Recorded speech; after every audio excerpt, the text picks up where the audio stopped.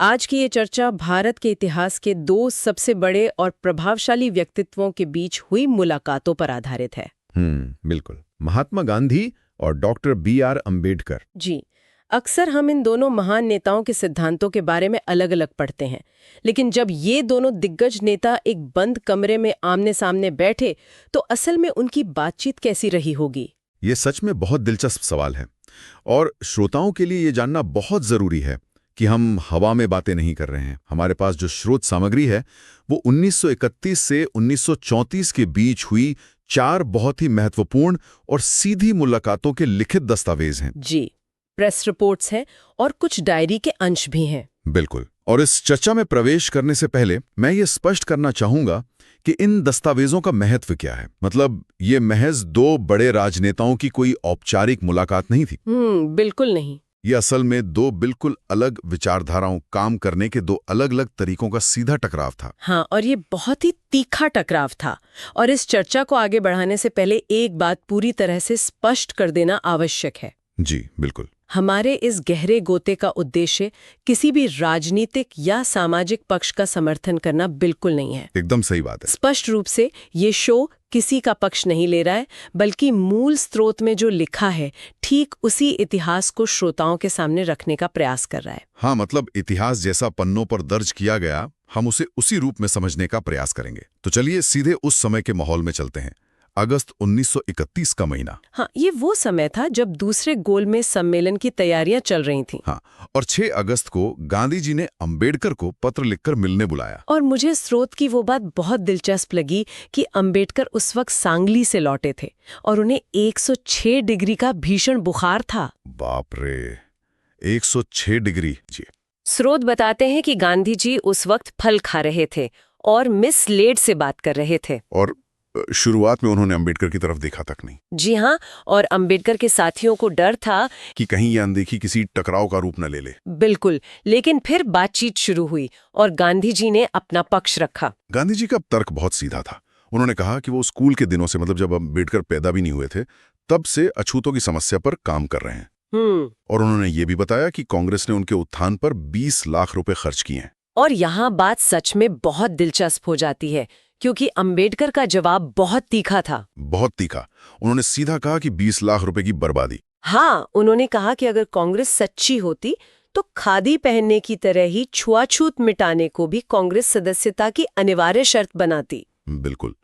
उनका तर्क था कि सिर्फ पैसे खर्च करने से कुछ नहीं होता, नियत साफ होनी चाहिए। और इसी चर्चा के बीच अंबेडकर का वो ऐतिहासिक बयान आता है जो शायद सबसे ज्यादा प्रखर है।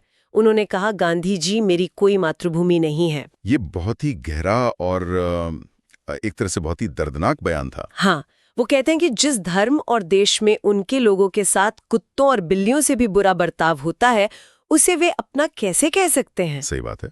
और स्रोत के अनुसार उन्होंने ये भी कहा कि इतिहास गवाह है कि महात्मा उड़ती हुई परछाइयों की तरह धूल तो उड़ाते हैं लेकिन स्तर नहीं उठाते। ये सीधे तौर पर गांधी जी की कार्यप्रणाली पर एक वैचारिक प्रहार था। बिल्कुल था। और यहाँ जो बात सबसे ज्यादा हैरान करने वाली है वो ये है कि अंबेडकर ने जब राजनीतिक प्रतिनिधित्व पर सवाल उठाया। हाँ, वो मुस्लिमों और सिखों वाले अधिकार की बात। हाँ, अंबेडकर ने पूछा कि जब मुस्लिमों और सिखों को राजनीतिक अधिकार दिए गए हैं तो दलित वर्गों के लिए अलग राजनीतिक प्रतिनिधित्व पर गांधी जी की क्या राय है। और गांधी जी का जवाब क्या था? गांधी जी ने साफ कहा कि अछूतों का हिंदुओं से राजनीतिक अलगाव पूरी तरह से आत्मघाती होगा। मतलब वो इसके बिल्कुल खिलाफ थे। और श्रोताओं के लिए ये जानना सबसे चौंकाने वाला होगा कि स्रोतों के अनुसार लंदन जाने तक गांधी जी को असल में ये लगता था कि अंबेडकर कोई ब्राह्मण है। हाँ, ये सच में हैरान करने वाला है। उन्हें लगता था कि वो कोई ब्राह्मण हैं जो हरिजन उद्धार में गहरी रुचि रखते हैं। वो जानते ही नहीं थे कि अंबेडकर स्वयं दलित वर्ग से आते हैं। इससे उस समय की सामाजिक दूरी का पता चलता है। बिल्कुल।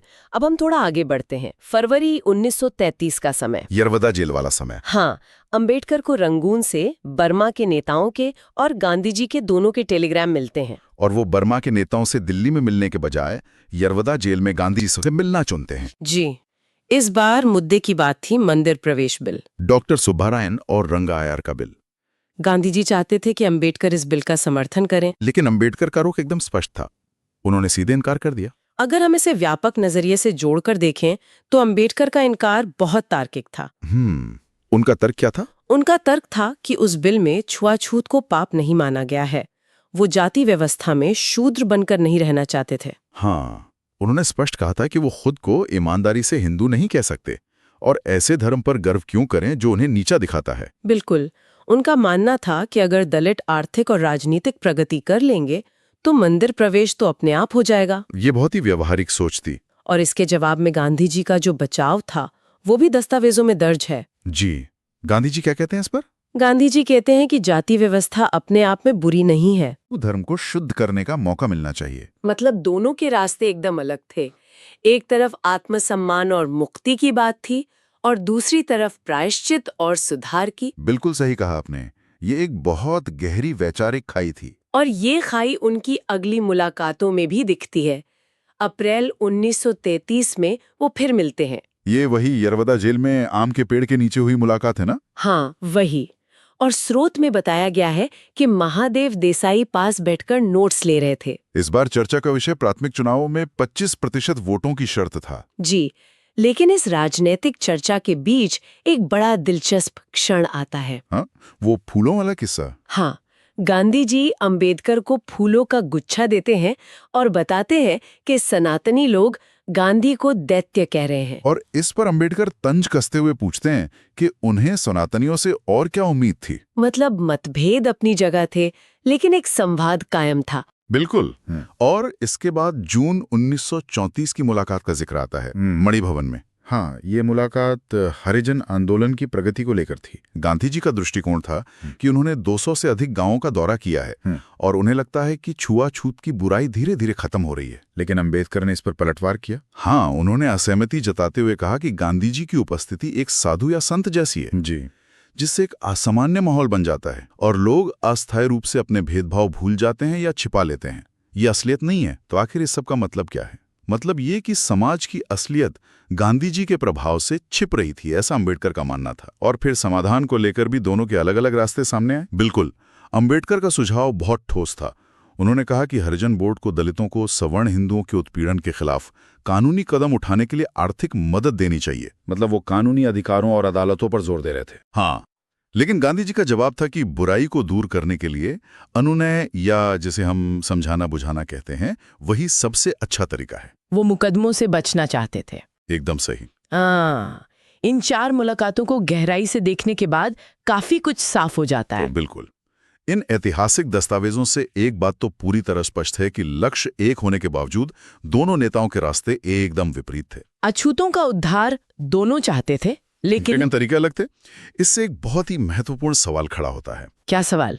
यही कि गांधी जी का रास्ता हृदय परिवर्तन, प्रायश्चित और अनुनय का था, जबकि डॉक्टर अंबेडकर का रास्ता स्पष्ट रूप से कानूनी अधिकारों, आत्मसम्मान और राजनीतिक सत्ता में हिस्सेदारी का था। और श्रोताओं के सीखने के सफर के लिए ये समझना बहुत जरूरी है कि दुनिया के बड़े बदलाव अक्सर सहमति से नहीं आते। बिल्कुल, बल्कि ऐसी ही महान बौद्धिक और वैचारिक टकरावों से जन्म लेते हैं। जानकारी के इस युग में एक तरफा कहानी जानने से कहीं बेहतर है ऐसे मूल दस्तावेजों को समझना। हाँ, क्योंकि इसी से हमें इतिहास की पूरी तस्वीर मिलती है। सही कहा।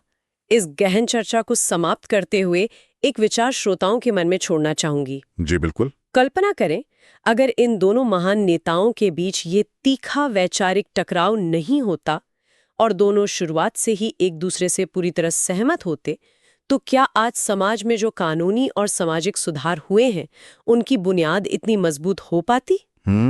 ये सोचने वाली बात है। क्या कभी-कभी सबसे बड़े बदलावों के लिए सबसे बड़े टकरावों का होना जरूरी है?